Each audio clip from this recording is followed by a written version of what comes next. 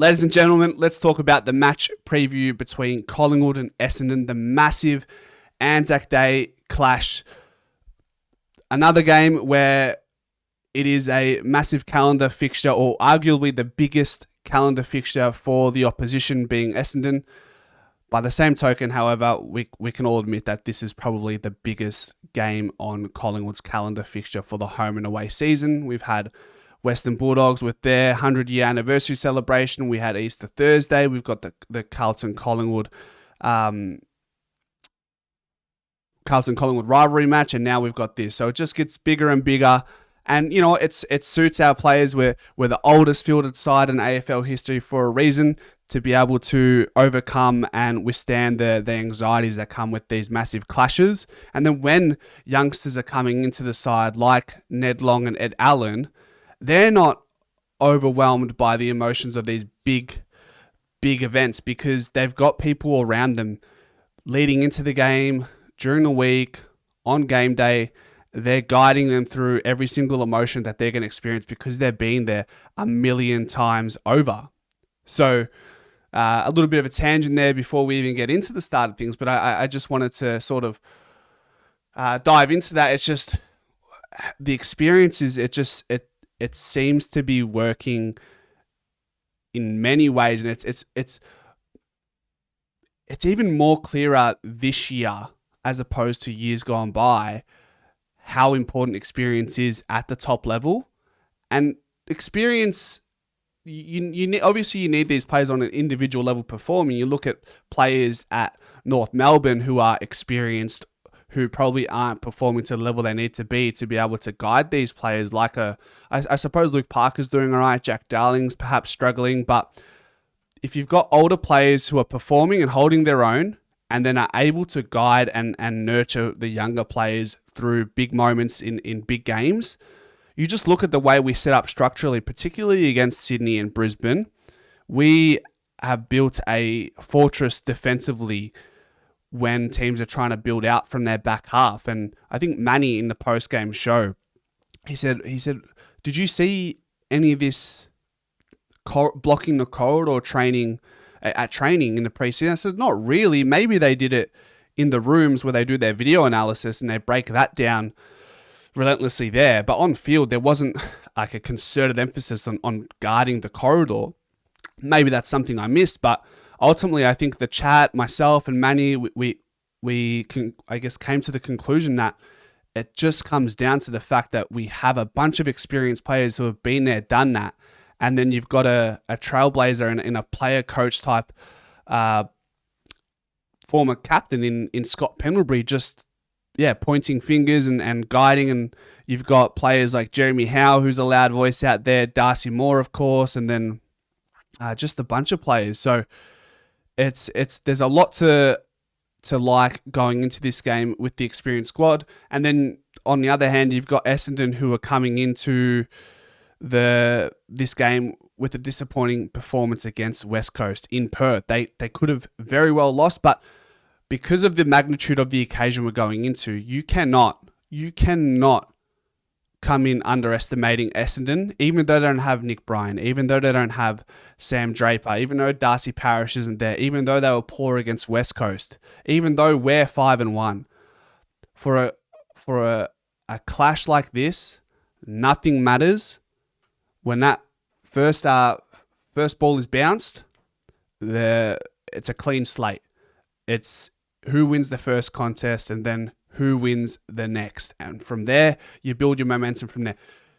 The clash between Collingwood and Essendon has been a topsy-turvy one, really, over the last couple of years. It's sort of been inconsistent in results. I just wanted to check the match preview here to see sort of the trend of the results that we've seen between the two sides. I mean, Essendon certainly had our number last year, didn't they? There was a draw, and then we were beaten quite comprehensively. Although we only lost by 2 goals late last year against the Bombers, it certainly felt like we were down by 6-7 goals, and it felt like a 10-goal loss, really. Before that, to be fair, we won 1, 2, 3, 4 games in a row, and then in 2021, we lost both games, and in 2020, that COVID year, we also lost that game as well. So, and Luke brings up a good point in the chat. While what the boys are doing on the field defensively and with their organisation and their structure has been nothing short of incredible. I think Fly's made some really good decisions with selection and has made some really good decisions with in-game moments. And we were very critical of what he did or what he didn't do last year. I think he's doing everything right at this point, selection included. And having Pendlebury live coaching on the field is just a blessing in disguise. But so with selection, we know Shooter's out. Houston comes in. Jack Crisp will equal the record for most games strung in a row. Will Hayes and Charlie West are knocking at the door with their VFL performances. I think we're with the predicted 23 that we discussed in the live stream. Cox and Allen probably miss. Allen probably needs a good block in the VFL and just say, you know what, Ed, go get 4 to 6 weeks in the VFL and just work on what you need to work on. And with Mason Cox, I think there's going to be up to 25 mils of rain on Friday. So unfortunately, you have to say Membry comes in exchange for Mason Cox, where if the weather is not going to be suitable for someone who's 7 foot tall in wet weather, I think you bring in Membry, who's very competitive at ground level when the ball hits the deck and is very, very tall. What else have we got in terms of the match preview, guys? If we win this, we go 6-1. Then we come up against Geelong, who are very impressive against Hawthorn, and also who they beat. They beat Adelaide and Adelaide. So we need to continue to take the form we have into the next game and keep banking these wins. I think if you get to a point where you are well ahead of the rest of the sides as far as the ladder position is concerned, it gives us opportunity to rest more players through the mid to latter part of the season and then come right again towards the back end of the year. People say it's not good to peak too early, which is in most cases probably true. In 2023, we were maybe the exception to the rule. We were unbelievable pretty much all year long.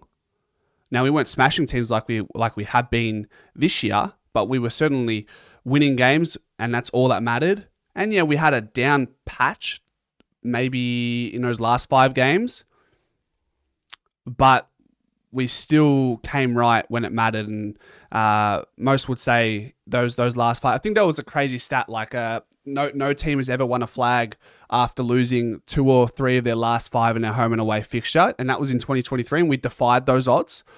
So it is important to be mindful that we don't peak too early, and if we do peak too early, then naturally maybe we rotate players as we look to solidify that top 2 position on the ladder, get that home final, and then make sure the likes of De Goey and Pendlebury and they're all right. So there's been a bit of conversation with De Goey. Do we play him as a sub? I think we just got to get his minutes into his legs while everyone's fit, while everyone can accommodate for Jordan De Goey, who is still clearly not at full fitness, right?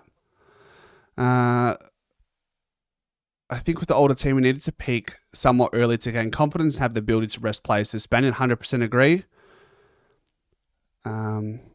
So yeah, that's pretty much the yarn for Collingwood versus Essendon. I'll be there. I'm looking forward to. I've never been to an Anzac Day clash, so I'm certainly looking forward to how it all pans out. I want to sort of soak myself and immerse myself in this Anzac Day tradition, culture. Footy just always seems to be around the corner these days, and I'm certainly not complaining. We had the clash against Thursday. We're almost 7 days removed from the game against Brisbane, which I think the long weekend does warp your interpretation of where you're at in the week. And all of a sudden, like I said, we're already 5 days post Brisbane versus Collingwood. We haven't had a press conference from Fly McRae just yet. I think we'll probably get that tomorrow. And then, the injury update that we had today was from the AFL and not necessarily from Collingwood. It was submitted on the AFL website by way of Collingwood. And I don't think, Tony, I don't think we have peaked yet, but we're very close to being peak. I think Nick Dacos, with the synergy between himself and Ned Long right now. Myercheck is playing unbelievably. Billy Frampton is, I mean, how much better can he get than where he is at right now? So I think a lot of players are at their ceiling. It's like, how long can they maintain that now before we go through a little stormy period? That's inevitable. Like, unless you're miles ahead of every side as far as ability and talent, there's going to be a couple weeks. There'll be periods where we sort of fall off the saddle, and then we're going to have to rebound at some point. So we've got to be ready for that. We've got to be ready for that. It's never going to be smooth sailing. It's a roller coaster season, and it always tends to be like that. So we're just got to be cognizant that is going to happen. And sometimes it doesn't make sense. I felt like you could point out all the stats last year in that 4-game period where we played Essendon, Geelong, Hawthorn, and Gold Coast. We were shocking. We were beaten comprehensively everywhere. And then all of a sudden, the storm sort of passed, and then we went into, who was it? Was it Sydney? It was Richmond, and then Carlton, and then we had the Sydney, Brisbane, Melbourne, right? Those 5 games were chalk and cheese between the block preceding that. And how do you make sense of that?